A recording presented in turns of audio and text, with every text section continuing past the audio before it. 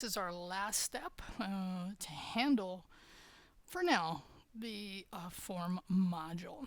Okay, so let's bring up our instruction for this one.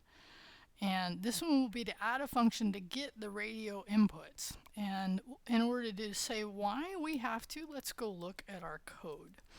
Because in our handler, in our module, we only wrote one of the food choices, which was the diet type, right? So the other one we need to write, and I'm going to go ahead and make my life easier and copy this one down. I do know it'll create an error.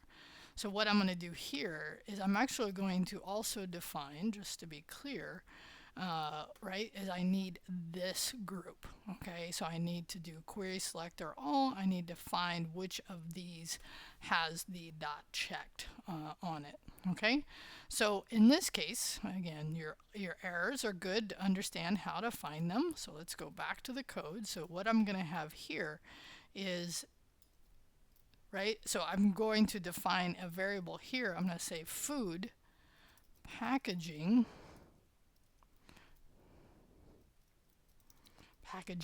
radios. Okay, now in this case, what am I looking for?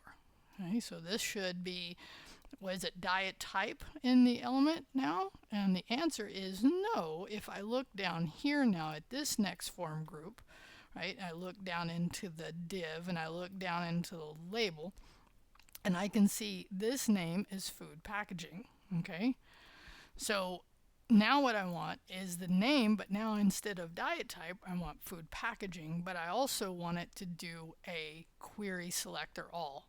Okay, remember, if you ever state like this, the only reason it's a little lighter than that one is because, or yeah, it's a little lighter, is that we haven't used that variable yet. Okay, so now let's go back to we were in our code. So now this bit of code only handles the diet type because we're iterating over the diet type radios. So how can we reuse this code to also handle, in this case, the other one that we're going to need? Okay, so let's just go ahead and do that, right? So food, matter of fact, I think I have it in my, yeah, food packaging. How do we get it to handle this one? Well, we could go back and do that whole process where we said, okay, and let's just not do the whole thing, okay? But for now, just remember what happens here is on the source, when we load here, we run this line, now we get back a node list, but now instead of, right, 4 items, we have 3 items, 0 index. So now, because we had 4 buttons here, we have 3 buttons here. So we could go through that same concept of, you know, how do we reference that, right? We know this is not the best way, but we could do the packaging, right? We could do 0 and we could do value. We could do that, but it's not dynamic. So we need to do this same thing. So whenever you catch yourself saying, well, I need to write this code again, right? If you were tempted to copy and paste this right underneath, it's a really normal thing to do. But anytime you catch yourself doing that, the answer is write another function, or write a function to do this for you. Okay, so let's actually do this now. Now up above, outside of the get form inputs, now we're going to write a function, and we're going to name it get selected radio value. Okay, equal to function. Again, this is our signature, so I've now named it. I've named my function, right? And so now, can I just copy all this code, and including the comments, into here? And again, I'm going to do my selection. Sorry, should be cleaning that. Okay, did a little bit. Should have gotten rid of that one, but okay. So now I know I have this, but again, I run into scope here. So how do I handle, right? There's a couple things I have to think about. So now I no longer have that variable setting within this get form input function, so I can no longer do this. This won't work anymore. So how do I then, you know, run this function? Because remember, how do you run a function? Get radio values, This is how you do it. All right, so this will run this code and it'll set a value, but that because this is scoped within the, so look at this, it's function scope, right? And then we have loop scope, right? And then we have conditional or if scope. So we have a block. So we have, there's no way we're going to have access to that to set that value. So now we have to think about if we have a function and we're iterating over diet type, but we also want to iterate over food packaging. Here's what we can do. For the first one, we can call this with, let me do this so we can see this, with, right, diet type radios. Okay, that will work. That'll at least pass this, but here's the deal. Whenever, remember this conversation we had about when you pass something, right? So these are arguments, and we pass them in and we call them, they're all called parameters, but we can name them whatever we want.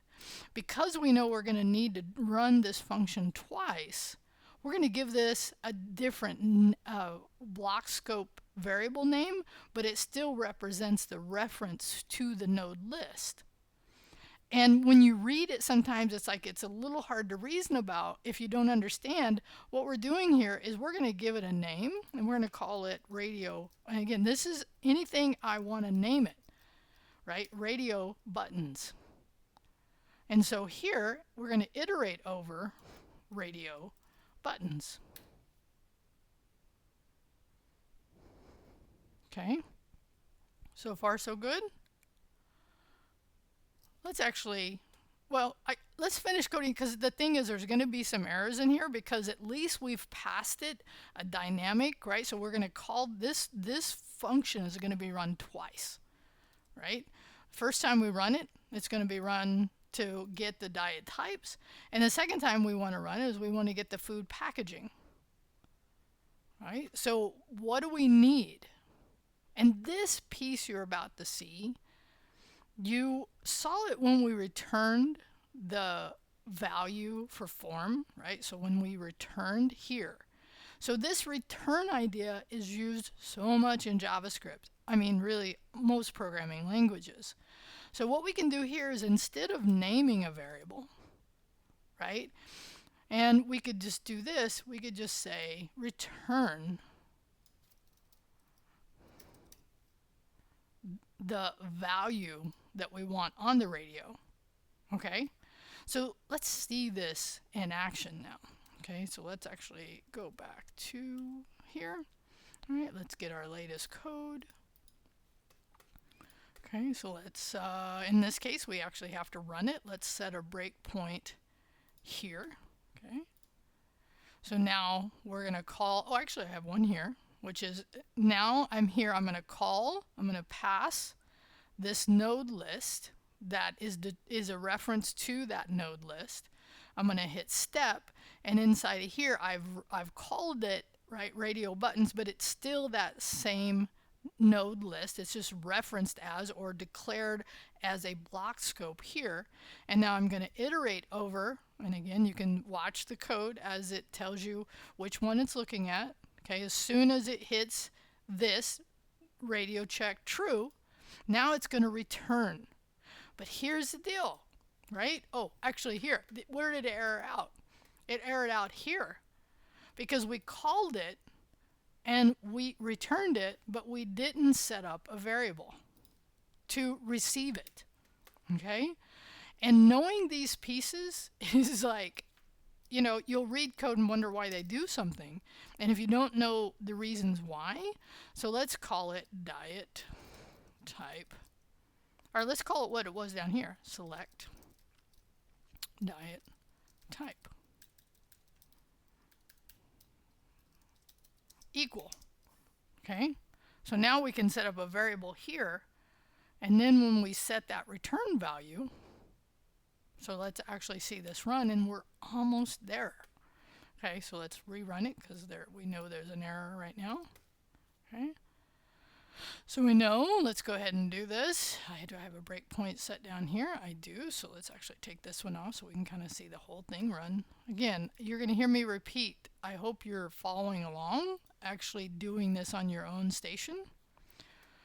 Okay, so select radio buttons. I'm actually just still doing the setup. Okay. Oh, which reminds me, we didn't actually do this, so maybe we'll do it at the very end. We'll see. We'll just let this run to hit the breakpoint. Oh, that's in the app.js. No wonder I don't have that. Yeah, this is an important point, is when you're walking through code, you know, depending on where you set your breakpoint, you need to have that one highlighted, or it can be a little confusing. So in here, we're passing. And so now we're in our function. We've passed the node list. We're looping over the node list. Once we have the condition of checked, right, then we're going to console log out something just to show you. Then we're going to return. So in this case now, and because I didn't do anything else, I did define it. What's here is that you can see that got set. But if you don't believe it, which I can get why you might not, right? Oh, by the way, this is still hard-coded, right? So even if we selected, because it's set as pre-packaging, so let's just do this. Okay, let's let it run. Good. Dietary type heavy meat.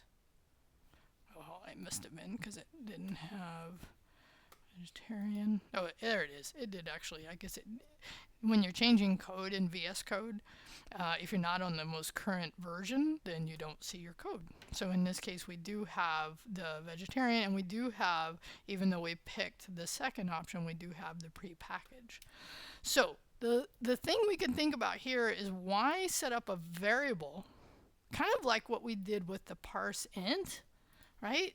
We could just take this, which is calling the function, and we know it returns a value, and then that return value would be assigned into this object to be its value. And then we can do the same thing for this. Okay, but in this case, we want to say, what do we want to pass it? We want to pass it food radio buttons. Okay, remember on the last key value on your object, you don't need to have a comma, just as a standard. And now we do not have to have that. Isn't that awesome, right? So now let's actually see it work. So hopefully by building it up this way, hopefully it makes more sense. That's always my goal, right? Is to have that be true. So let's just let it run, and let's choose my favorite, okay? And then I can see it chose vegan. Oh, actually, here's the other thing I need to do, is now I need to update, and I think that's the last thing I had here, is now I need to update this to output what? Now I need to say, okay, my packaging type, so my food, key of food packaging, so food packaging is the value of, so that way it outputs all of those, right? So let's do food packaging. And now I should be able to see if I want to do vegetarian now.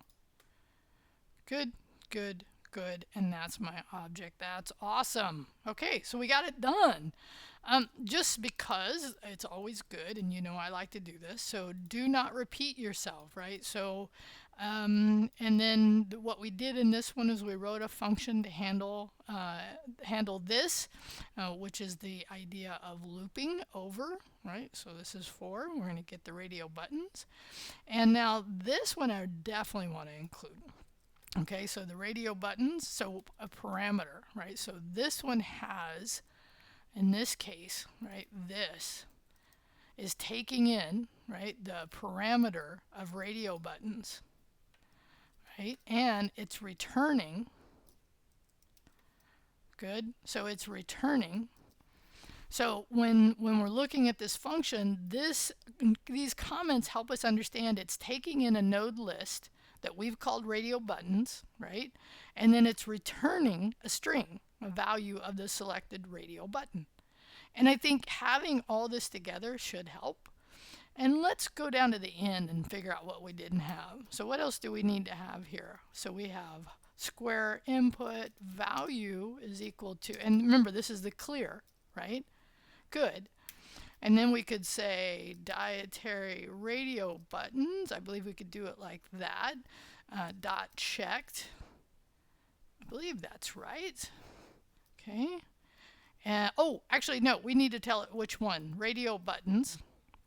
Oh yeah, actually that's a good point. We'd have to know in that case which one, which was the first one. Hold on, let me see that code real quick.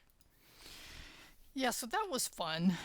And for now, this will work. We'll revisit this, but you know, to get the first one, remember, all we're doing here is we're saying, hey, we have a fallback to where if for something happens on the reset, it doesn't. So I could do diet type radio. The first one could be checked, and then I could do, and I'll probably end up I'll end up changing this code because I don't think it's pretty. I think it's a little, and you'll hear people talk about this related to this, but in these two lines of code, we're just saying if for some reason that didn't, then you're good to go. Now let's make sure we got all good. We got those, and then we added this, right? Oh, good. So there's your prompts. What's the most? Oh, actually, no, there should have been different prompts. So look for the prompts. I will have changed them.